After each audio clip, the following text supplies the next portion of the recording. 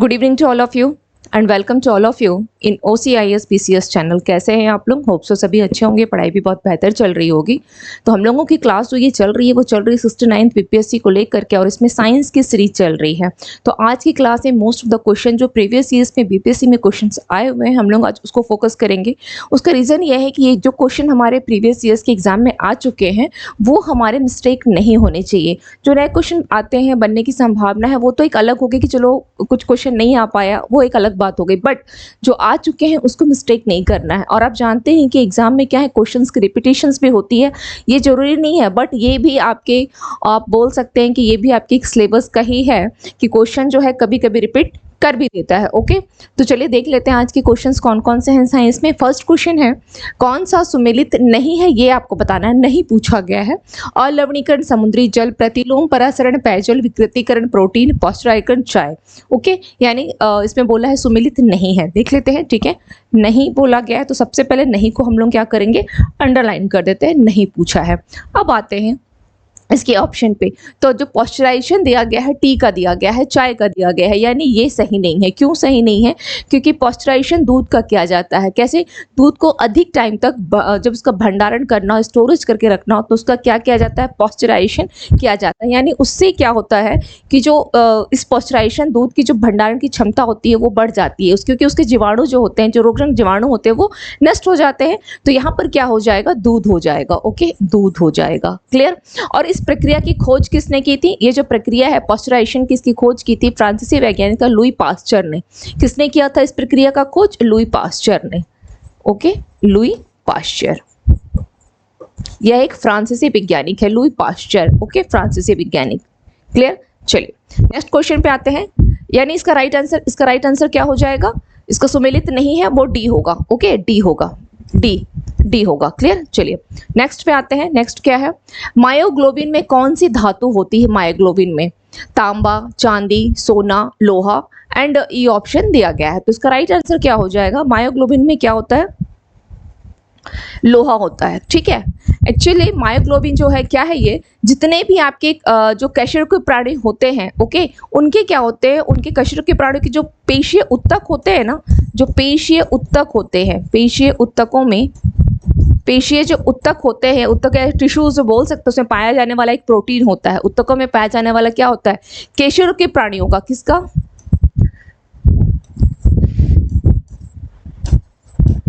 कशेरुकी प्राणियों का। इसमें क्या क्या आता है? कशेरुकी प्राणियों में क्या होता है? प्राणियों के पेशीय उत्तकों में पाया जाने वाला क्या है? एक प्रकार का प्रोटीन होता है। और ये किसका घटक होता है? ये किसका घटक होता है? इसका मेन घटक क्या होता है? तो लो होता है, यानी आयरन होता है। ओके, कशेरुकी प्राणियों में पाया जाने वाला ये पेशीय उत्तकों में जो आपका पाया जाता है, तो लौह घटक होगा उसका। निम्नलिखित में से कौन, निम्नलिखित में श्वान उपजातियों में, श्वान की जो जातियां होती हैं उपजातियों में पूछा गया है, श्वान उपजातियों में कौन भौंकने में असमर्थ है? भौंकने में दिया गया असमर्थ है। Dingo, Alsatian, Dalmatian, Labrador. Okay, तो बोला है कौन भौंकने में असमर्थ है। तो उसका राइट आंसर क्या हो जाएगा? इसका राइट आंसर क्या हो जाएगा? डिंगो। डिंगो या डिंगो के अलावा एक और वर्ड जिसमें आता है बसेंजी। ओके, बसेंजी, ये भी क्या होता है? यह भी श्वान की उपजातियों में ही काउंट होता है और भौंकने में असमर्थ होता है। ठीक है, अगर दे दिया आपका डिंगो दे दिया, इट्स ओके। अदरवाइज अगर बेसेंजी क्वेश्चन में दे देता है तो क्या होगा? बेसेंजी इसका राइट आंसर होगा। या अगर दोनों दिया है तो क्या हो जाएगा आंसर? अगर दोनों दिया है तो आंसर क्या हो जाएगा आपका? Option E. दोनों दिया है तो आंसर ऑप्शन ई हो जाएगा। क्लियर? चलिए, डॉक्टरों द्वारा मरीजों के उदर के अंदर का परीक्षण किसके द्वारा किया जाता है? एंडोस्कोप के द्वारा। डॉक्टरों के द्वारा जो मरीजों के उदर यानी पेट के जो अंदर का भाग का जो परीक्षण किया जाता है उसको क्या बुलाता है? एंडोस्कोप प्रक्रिया का यूज किया जाता है। उसमें किसका यूज किया जाता है? एंडोस्कोप का। ठीक है, तो ये किस सिद्धांत पर कार्य करता है? पूछा गया है किस सिद्धांत पर कार्य करता है। ऑप्शन दिया गया है प्रकाश का परावर्तन, प्रकाश का विसर्जन, प्रकाश का सकल आंतरिक परिवर्तन, प्रकाश का अपवर्तन। ओके, तो इसका राइट आंसर क्या हो जाएगा?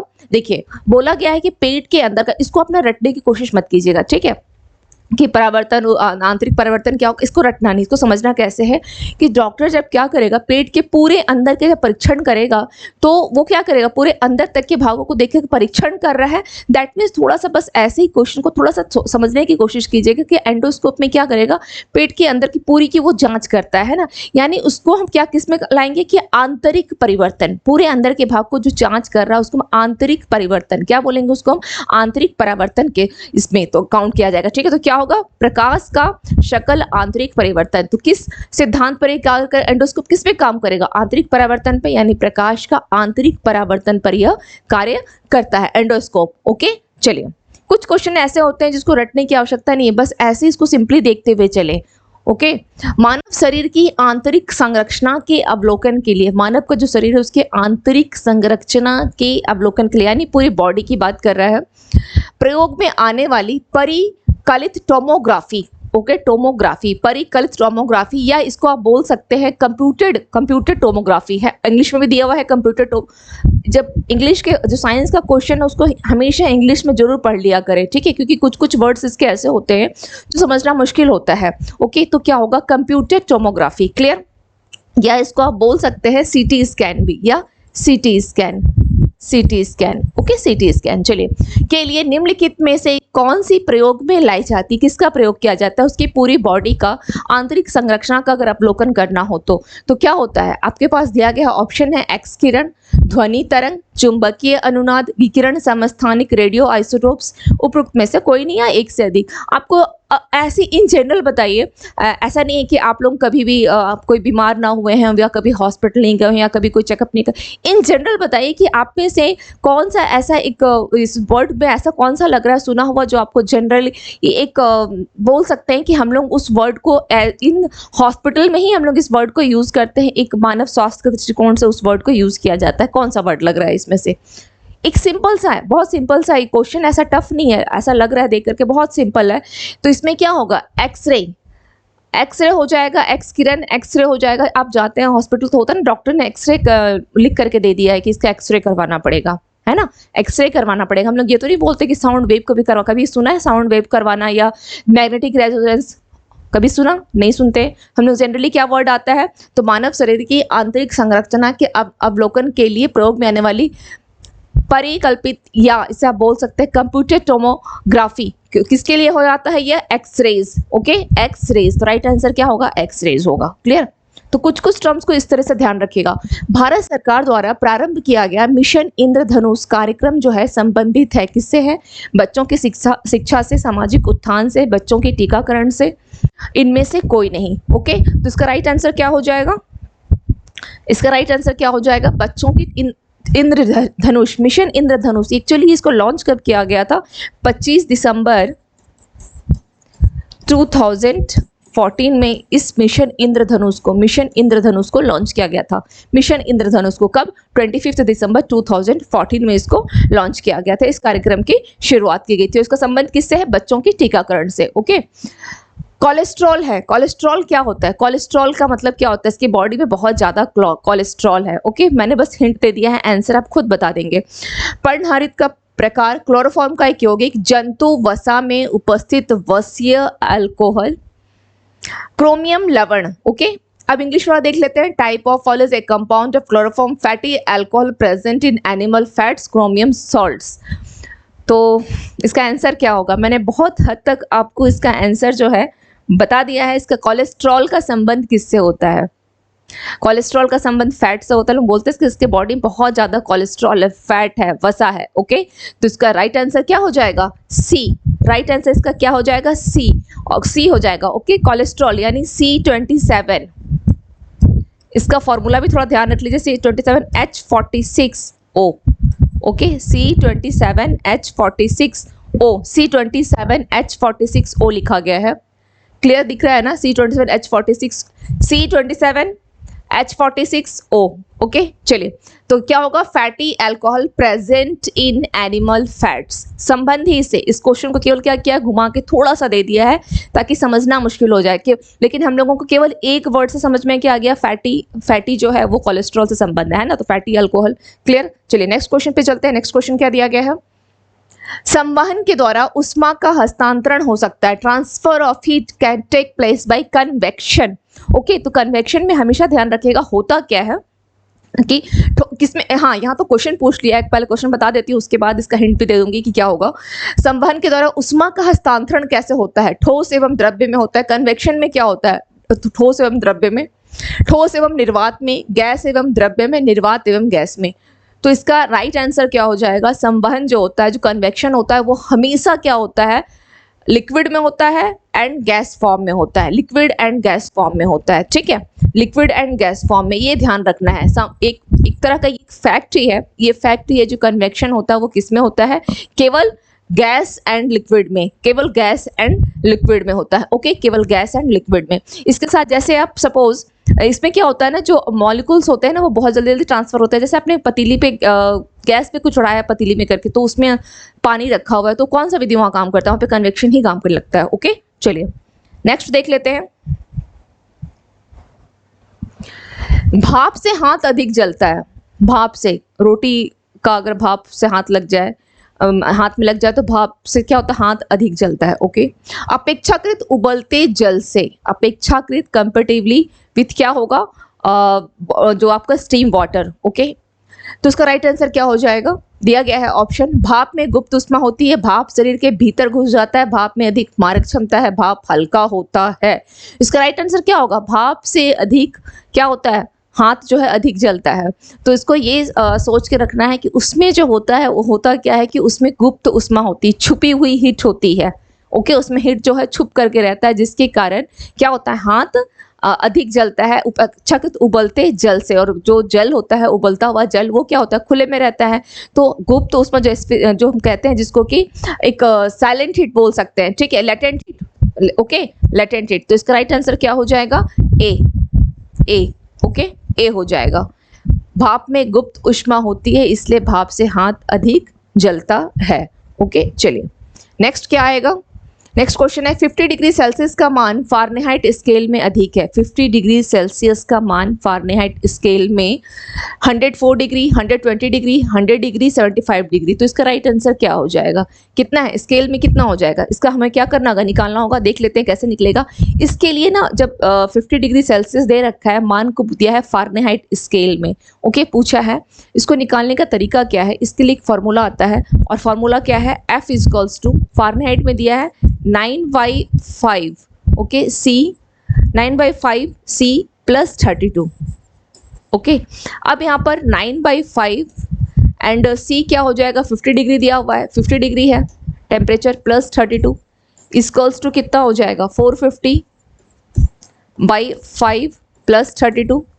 अगर सॉल्व करते हैं तो कितना आ जाएगा, 90 plus 32 equals to 122 degree Fahrenheit. Okay, ये आंसर आ जाएगा 122 डिग्री। ये इसका फॉर्मूला हमेशा ध्यान रखिएगा। ओके, ये है इसका फॉर्मूला, ये है formula 9/5 C plus 32। BPSC already पूछ चुका है, बीपीएससी जो है ऑलरेडी पूछ चुका है। तो उसका राइट आंसर क्या हो जाएगा, बी।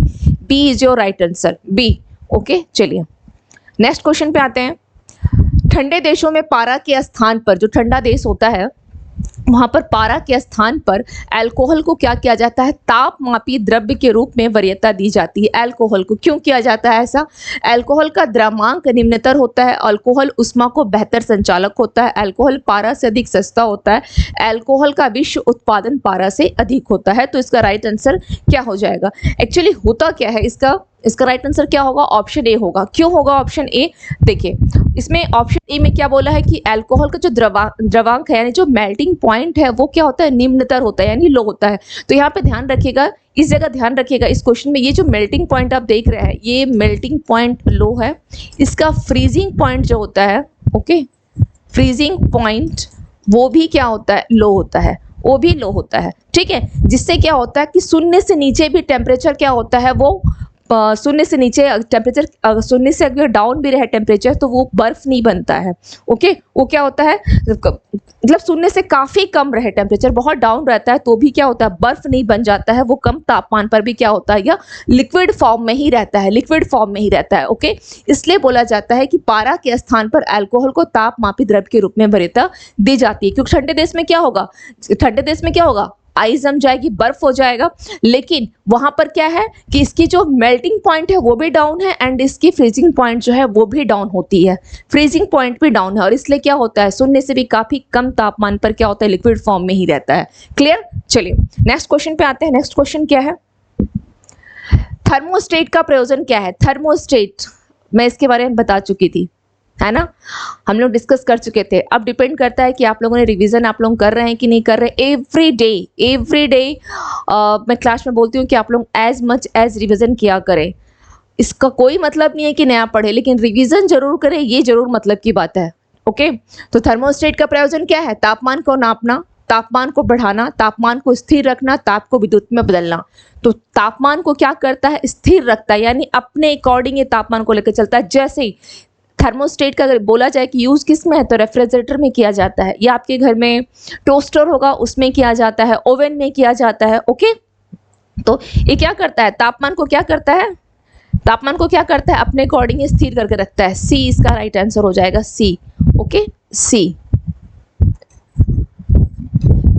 चलिए, ओके, चलिए इसका एग्जाम्पल्स को भी ध्यान रखिएगा। रेफ्रिजरेटर हो गया, ओवन हो गया, टोस्टर हो गया, इन सब का देखते हैं टेम्परेचर कैसे होता है। आपने लगा दिया टोस्टर को और अपने अकॉर्डिंग वो क्या करता है, अपने अपने अगर लगेगा कि टोस्टर बन चुका है तो वो जो लाइट होती है उसकी रेड से ग्रीन हो जाएगी, ग्रीन से रेड हो जाएगी, अपने आप अकॉर्डिंग टेम्परेचर को क्या करता है? चेंज करता है। रेफ्रिजरेटर में भी सेम यही चीज़ होती है। ओवन जो माइक्रो ओवन जो आता है घर में जिसमें पिज़्ज़ा वगैरह बनता है उसमें भी सेम यही फंक्शन है। तो इससे समझिएगा कि थर्मोस्टेट का क्या रोल होता है। ओके, क्या करता है? टेम्परेचर को ये अपने अकॉर्डिंग बनाए रखता है, स्थिर बनाए रखता है। क्लियर? चलिए, जब सिले बिस्कुटों को थोड़ी देर के लिए फ्रीज के अंदर रखा जाता है, जब बिस्कुट में नमी आ जाती है, तो उस बिस्कुट को बता दे रही हूँ, कभी अगर बिस्कुट गलती से खुला रह गया पैकेट, तो घर में अगर मम्मी पापा का डर हो तो क्या करना है, उस बिस्किट को उठा करके फ्रिज में रख दीजिएगा। ठीक है, तो उससे क्या होगा, जो नमी आ जाती है वो नमी उसकी दूर हो जाएगी, वो कुरकुरा हो जाता है। ओके, लेकिन कुरकुरा होता है तो ऐसा क्यों होता है? आखिर फ्रिज में रखने पे ऐसा क्यों होता है? देखते हैं क्या है। ठंड से अतिरिक्त नमी जो है बाहर आ जाती है, फ्रिज के अंदर आर्द्रता कम होती है, इसलिए अतिरिक्त नमी अवशोषित हो जाती है। फ्रिज के अंदर आर्द्रता अधिक होती है, इसलिए अतिरिक्त नमी अवशोषित हो जाती है। फ्रिज के अंदर दाब अधिक होता है, जिससे अधिक नमी बाहर आने में मदद मिलती है।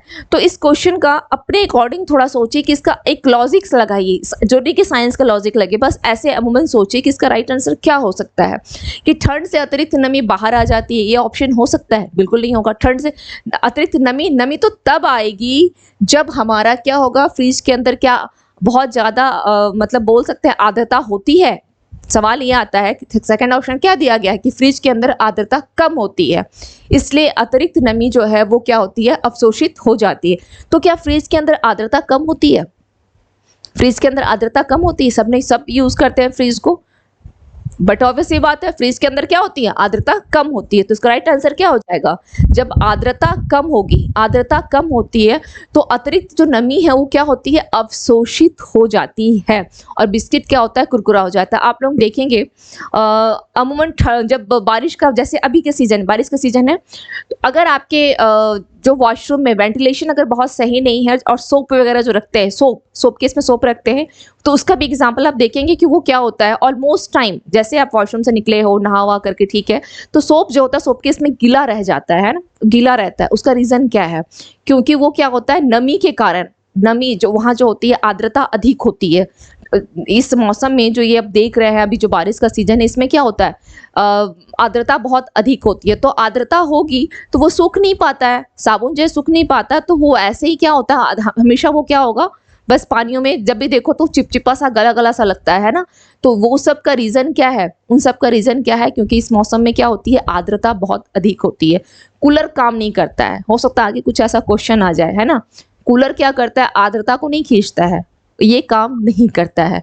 ओके, चलिए, मैंने तो एक क्वेश्चन का हिंट दे दिया है आपको, पर ये ध्यान रखिएगा। क्लियर? चलिए, नेक्स्ट क्वेश्चन क्या है। तो कुछ क्वेश्चंस हैं ऐसे जिसको कि रटना नहीं है, बिल्कुल बहुत आसान है, प्रैक्टिकली सोचिए उस चीज को।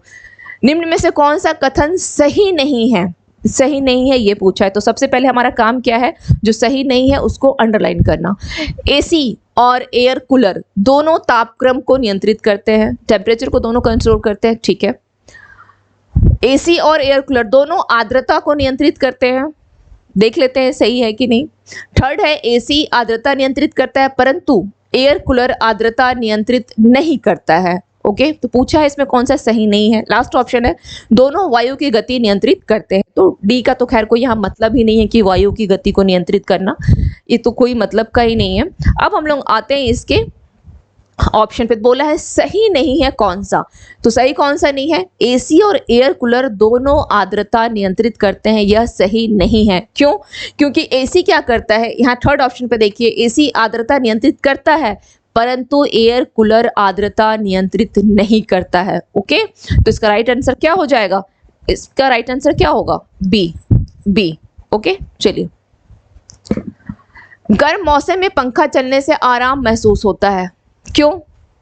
गर्म के मौसम में पंखा चलता तो आराम लगता है। क्यों? पंखा ठंडी हवा देता है, हमारा पसीना तेजी से वाष्पीकृत होता है, हमारे शरीर से अधिक उष्मा विकृत होती है, हवा की संवाहकता बढ़ जाती है। ओके, तो इसका क्या हो जाएगा राइट आंसर? हमारा पसीना जो है, जब गर्म मौसम में पंखा तेजी से चलता है तो पसीना क्या होता है? तेजी से वाष्पीकृत हो जाता है, और वाष्पीकृत जब हो जाएगा तो हमें ठंड फील होता है। ओके, हमें आराम लगता है। तो राइट आंसर इसका बी हो जाएगा। राइट आंसर इसका बी होगा। चलिए नेक्स्ट क्वेश्चन पे आते हैं। नेक्स्ट क्वेश्चन क्या दिया गया है? निम्नलिखित में से कौन सी सदिश राशि है? सदिश राशि है, मैं एवरीडे एक क्वेश्चन सदिश राशि से रहता है, एग्जाम में आए तो गलत करके मत आइएगा। सदिश राशि क्या हो जाएगा? ऑप्शन दिया गया है समय, चाल, विस्थापन, दूरी। इसको बताने का सबसे एक ट्रिक मैंने बताया था, जिस शब्द में व आ जाए, जिस शब्द में व आ जाएगा सदिश, उसको ले लीजिएगा। कुछ समझ में ना आए तो व तो समझ में आ रहा है। यहाँ पे क्या दिया गया? विस्थापन। विस्थापन में क्या है? व दिया गया है, तो इसका राइट आंसर क्या हो जाएगा? इसका राइट आंसर क्या हो जाएगा? विस्थापन क्या है आपका? सदिश राशि है। लेकिन इसका एक्सेप्शन होता है दाब हो गया, विद्युत की धारा हो गया, इन सब में व होता है। दाब में वो है। ओके, विद्युत की धारा में भी वो होता है। इन सब में वो होने के बावजूद भी ये एक्सेप्शनल होते हैं, ये अदिश राशि में काउंट होते हैं। ओके, चलिए नेक्स्ट क्वेश्चन है, किसी पिंड का भार, कोई पिंड है उसका भार पृथ्वी तल पर सब जगह समान होता है, ध्रुवों पर सर्वाधिक होता है, विषुवत रेखा पर अधिक होता है, मैदानों की अपेक्षा पहाड़ों पर अधिक होता है, उपरोक्त में से कोई नहीं। ओके, तो इसका राइट आंसर क्या हो जाएगा? इसका राइट आंसर क्या होगा देख लेते हैं। किसी पिंड का जो भार है, जो पिंड होती है उसका भार, ये एक तरह का फैक्ट ध्यान रखिएगा कि ध्रुवों पर सबसे अधिक होता है, यानी जो पोल्स पर सबसे अधिक होता है। ओके, ध्रुवों पर सबसे अधिक होता है। तो मिनिमम कहाँ होता है? मिनिमम कहाँ होता है? तो यह भूमध्य रेखा पर, या फिर आप बोल सकते हैं विषुवत रेखा पर या इक्वेटर पे। ये क्या होता है? न्यूनतम होता है, न्यूनतम होता है। ओके, भूमध्य रेखा पर तो इसमें कहीं पृथ्वी तल पर सब जगह समान, विषुवत रेखा पर अधिक होता है नहीं। ये जो सी ऑप्शन दिया गया है, विषुवत रेखा या भूमध्य रेखा, इस पर यह न्यूनतम होता है। ओके, अधिक नहीं होता है, अधिक नहीं होता है। इस पे क्या होगा? न्यूनतम। न्यूनतम होता है, या न्यूनतम हो सकता है, या इसको आप लिख सकते हैं कि सबसे अधिक लिखा है ना, सबसे कम लिख दे। ठीक है, सबसे कम कर दे, सबसे कम या न्यूनतम, ये ध्यान रखिएगा। विषुवत रेखा पर ये दोनों पॉइंट्स इंपॉर्टेंट है, ये दोनों इंपॉर्टेंट है। ठीक है, क्वेश्चन पूछता है किसी पिंड का भार सबसे अधिक कहाँ पर होता है? कोई पिंड है उसका भार सबसे अधिक कहाँ हो जाएगा? इस पोल पर हो जाएगा। पोल ऊपर है, अधिक हो जाएगा। विषुवत रेखा यह मिडिल में, इस पे क्या होता है? कम हो जाता है, न्यूनतम हो जाता है। ओके, चलिए नेक्स्ट क्वेश्चन है, एक सुई पानी में डूब जाती है, सुई जो है पानी में डूब जाती है। ठीक है, जबकि लोहे से बना जहाज जो होता है वो पानी पर तैरता है। क्यों? ऑप्शन दिया गया है, सुई की नोक नुकीली होती है, जहाज सपाट होता है, जहाज एक शक्तिशाली इंजन द्वारा चलाया जाता है, सुई का आपेक्षिक घनत्व उसके द्वारा हटाए हुए पानी के आपेक्षिक घनत्व से अधिक होता है। सुई का क्या दिया गया है? जो आपेक्षिक घनत्व होता है उसके द्वारा हटाए हुए पानी के आपेक्षिक घनत्व से अधिक होता है। ओके, इसलिए क्या होता है? सुई जो है पानी में डूब जाती है, यानी सुई का क्या बोला गया? जो आपेक्षिक घनत्व होता है उसके द्वारा जो पानी हटा, सुई को आपने पानी में डाला, उसने पानी में जैसे डालते हो तो ऐसे पानी होता है ना, तो सुई का जो आपेक्षिक घनत्व होता है वो हटाए हुए पानी के द्वारा क्या होता है? उससे अधिक होता है, इसलिए वो उस पे डूब जाता है। क्योंकि जिसका वेट होगा वही डूबेगा, जो भारी होगा वही डूबेगा ना, तो उसका वेट अधिक होता है तो वो डूब जाता है। तो उसका राइट आंसर क्या हो जाएगा? D is your right answer. D. Okay, D. इसमें थोड़ा सा और इस क्लास को मतलब किसी दिन मैं थोड़ा सा डिटेल में आप लोग को घनत्व, आर्द्रता, इन सबको लेकर के थोड़ा सा बता दूंगी। ओके, चलिए निम्नलिखित में से किस परिघटना का उपयोग ऑप्टिकल फाइबर में किया जाता है? ऑप्टिकल फाइबर पूछा है। ओके, व्यतिकरण, अपवर्तन, पूर्ण आंतरिक परावर्तन, ध्रुवण। ओके, तो इसका राइट आंसर क्या हो जाएगा? किसका पूछा है? ऑप्टिकल फाइबर के बारे में पूछा, ऑप्टिकल फाइबर का। तो यूज किसमें किया जाता है? पूर्ण आंतरिक परावर्तन में। पूर्ण आंतरिक परावर्तन में क्या किया जाता है? ऑप्टिकल फाइबर का यूज किया जाता है, पूर्ण आंतरिक परावर्तन। किसी वस्तु के त्रिविम यानी 3D प्रतिरूप को अंकित तथा पुनरावृत्त करने की तकनीक का क्या नाम है? कोई 3D जो इमेज जो लेते हैं ना, उसको क्या बोला जाता है? Audiography, lexography, photography, holography. तो उसको हम लोग क्या बोलते हैं? उसको बोला जाता है होलोग्राफी। ओके, 3D जो टेक्निक होती है उसको होलोग्राफी बोला जाता है। इसमें क्या होता है? लेजर जो रेज होते हैं, लेजर रेज द्वारा इस लेजर रेज के द्वारा क्या किया जाता है? फोटोग्राफी से किसी वस्तु का 3D बनाया जाता है। ठीक है, फोटोग्राफी। ओके, लेजर रेज के द्वारा फोटोग्राफी करके किसी भी वस्तु का क्या करते हैं? 3D बनाया जाता है। 3D, ओके, 3D इमेज बनाया जाता है, या चित्र जो भी आप बोले, ओके, ये बनाया जाता है। तो उसकी वो जो विधि होती है उसको क्या बोला जाता है? उस तकनीक को क्या बोला जाता है? होलोग्राफी। क्या बोला था? होलोग्राफी, ना कि फोटोग्राफी, लेक्सिग्राफी, ऑडियोग्राफी नहीं होगा।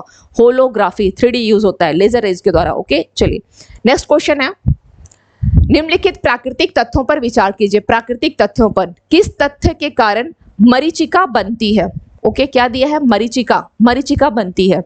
स्थलीय तापन, प्रकाश परावर्तन, प्रकाश का अपवर्तन, प्रकाश का विवर्तन। ओके, तो किस तकनीक से होगा? किस प्राकृतिक तत्व ने बोला है? 1 and 2, 2, 3, 4। इसका राइट आंसर क्या हो जाएगा? स्थलीय जो तापन होता है, यानी आप यहाँ पे लिख सकते हैं जो टेरेस्ट्रियल हीटिंग होती है, या प्रकाश का अपवर्तन, लाइट का क्या होता है? रिफ्रैक्शन। ओके, ये रिफ्रैक्शन के द्वारा इन दोनों से क्या होता है? मरीचिका बनती है। इन दोनों से क्या होता है? मरीचिका बनती है। स्थलीय तापन जैसे देखते हैं ना, बोलते हैं कि रेगिस्तान में, यानी रेगिस्तान कहाँ? राजस्थान में जो है वहाँ पर रेगिस्तान आप देखेंगे तो दूर से मरीचिका बनती हुई दिखाई देती है। तो उसका रीज़न क्या होता है? कि वहाँ की टेम्परेचर जो होती है, जो लोकल टेम्परेचर जो होती है, बहुत बहुत ज़्यादा होती है। रेगिस्तान एरिया में टेम्परेचर क्या होगा? बहुत अधिक होती है। तो एक तो टेम्परेचर होता है और दूसरा होता है प्रकाश का अपवर्तन के कारण, रिफ्रैक्शन के कारण। ओके, तो उसका राइट आंसर क्या हो जाएगा? सी, 1 and 3। ओके, राइट आंसर इसका सी हो जाएगा। क्लियर? चलिए नेक्स्ट क्वेश्चन पे आते हैं। नेक्स्ट क्वेश्चन क्या है देख लेते हैं। निम्न में से कौन सुमेलित नहीं है? ये पूछा है। एनेमोमीटर वायु की चाल, अमीटर विद्युत की धारा, टर्क्योमीटर दाबांतर, पायरोमीटर उच्च ताप। ओके, तो इसका राइट आंसर क्या हो जाएगा? पूछा है कौन सा सुमेलित नहीं है? नहीं है यानी एनेमोमीटर, ये सही है, ये भी सही है। आंसर सी हो जाएगा, टैक्योमीटर। Okay, tacheometer. लेकिन अब आपको इस क्वेश्चन में करना क्या है? जो सही नहीं है वो तो ठीक है, लेकिन जो सही है उसको भी याद रखना है। हो सकता है कि आपके एग्जाम में केवल एक को पूछ ले। तो एनेमोमीटर का क्या होता है? एनेमोमीटर से आप वायु की चाल देखते हैं, एमीटर से विद्युत की धारा, और पायरोमीटर से हाई टेम्परेचर को देखा जाता है। चलिए अभी देख लेते हैं हम लोग आगे नेक्स्ट क्वेश्चन को देख लेते हैं और क्लियर हो जाएगा। पायरोहेलियोमीटर का प्रयोग, या पायरोमीटर सेम एक ही वर्ड है, ओके, का प्रयोग निम्न में से किसे नापने के लिए किया जाता है? सन स्पॉट को, सोलर रेडिएशन को, हवा ताप को, पौधों के ताप को। तो जो सोलर रेडिएशन होती है ना, क्योंकि बोला क्या है कि पायरोमीटर का यूज किस में है? हाई टेम्परेचर यानी 800 डिग्री सेल्सियस से जो ऊपर का टेम्परेचर होता है उसके लिए हम लोग पायरोमीटर का यूज करते हैं। तो क्या होगा? हम लोग यहाँ पर सोलर, सन स्पॉट नहीं होता है, सोलर रेडिएशन को नापने, सूर्य की विकिरण, सबसे ज्यादा टेम्परेचर का होगा ना, सौर की विकिरण का, क्या है ना, तो कितना हो जाएगा? 800 डिग्री सेल्सियस से ऊपर का जो टेम्परेचर होता है उसके लिए हम लोग पायरोमीटर का यूज करते हैं। तो इसका राइट आंसर क्या हो जाएगा? Solar radiation. ओके, चलिए नेक्स्ट क्वेश्चन पे आते हैं। चंद्रमा पर वायुमंडल नहीं होने का क्या कारण है? चंद्रमा पर वायुमंडल नहीं है, इसका कारण क्या है?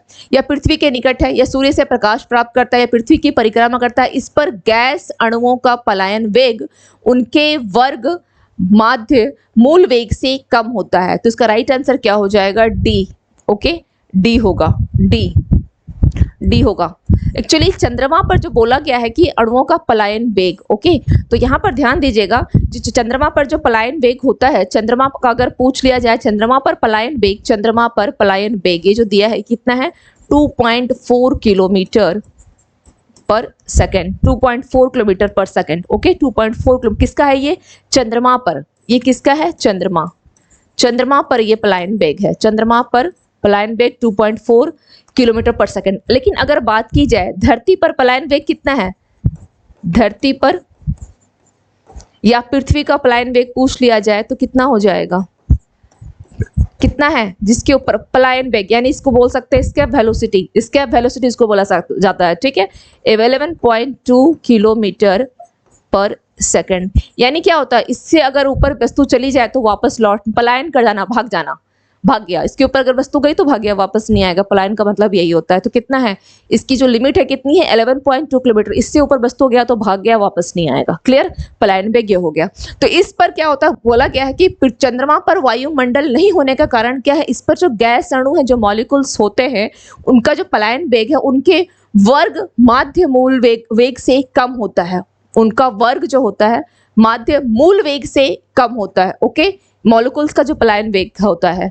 ठीक है, तो इसका समझ में आ गया। क्लियर, चलिए नेक्स्ट पे हम लोग आते हैं। नेक्स्ट क्वेश्चन क्या दिया है, प्रकाश की तीव्रता नापने के लिए, अच्छा इसको मैच करना है, सूची 1 से सूची 2 को मैच करना है। क्या दिया गया है, प्रकाश की तीव्रता नापने के लिए, सोने की शुद्धता का पता लगाने के लिए, हृदय की ध्वनि सुनने के लिए एंड रक्तचाप मापने के लिए। ओके, चलिए तो इसका राइट आंसर देख लेते हैं कि क्या होगा। राइट आंसर क्या होगा, प्रकाश की तीव्रता मापने के लिए। ओके, प्रकाश की तीव्रता, सोने की शुद्धता का पता लगाने के लिए। चलिए, प्रकाश की तीव्रता मापने के लिए राइट आंसर क्या हो जाएगा, सोने की शुद्धता तो कैरोटोमीटर में आ जाएगा, लक्स मीटर, रक्तचाप मापने के लिए स्टेथोस्कोप आ जाएगा, यानी रक्तचाप मापने के लिए का 1। ओके, स्टेथोस्कोप का यूज किया जाता है। हृदय की ध्वनि सुनने के लिए स्फेग्नोमीटर। क्लियर, एंड नेक्स्ट है प्रकाश की तीव्रता मापने के लिए कैरोटोमीटर, सोने की शुद्धता का पता लगाने के लिए lux meter. Okay, lux meter.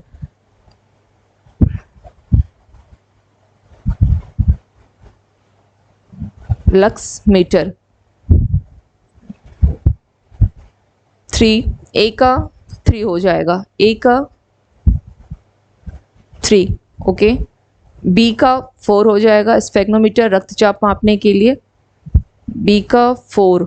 Clear है, एंड सी कैरोटोमीटर का, सॉरी ये यहाँ पे ए नहीं होगा, एक मिनट, ए का स्टेथोस्कोप है ना, ये हो जाएगा, ए का स्टेथोस्कोप 3,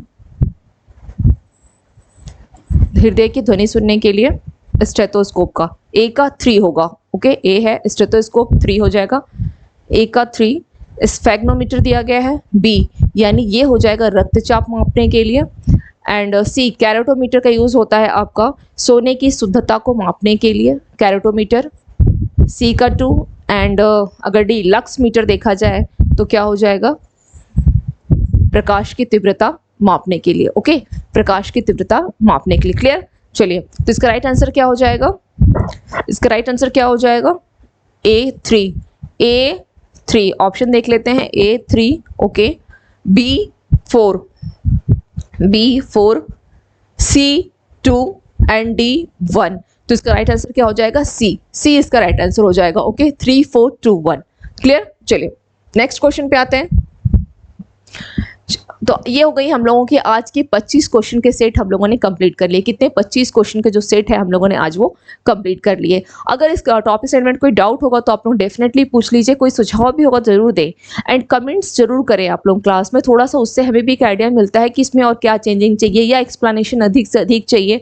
तो जैसा भी हो आप लोग अपना एक बार सुझाव जरूर दें, कमेंट्स जरूर किया करें। ओके, तो मिलते हैं tomorrow evening. Thank you to all of you and have a nice evening.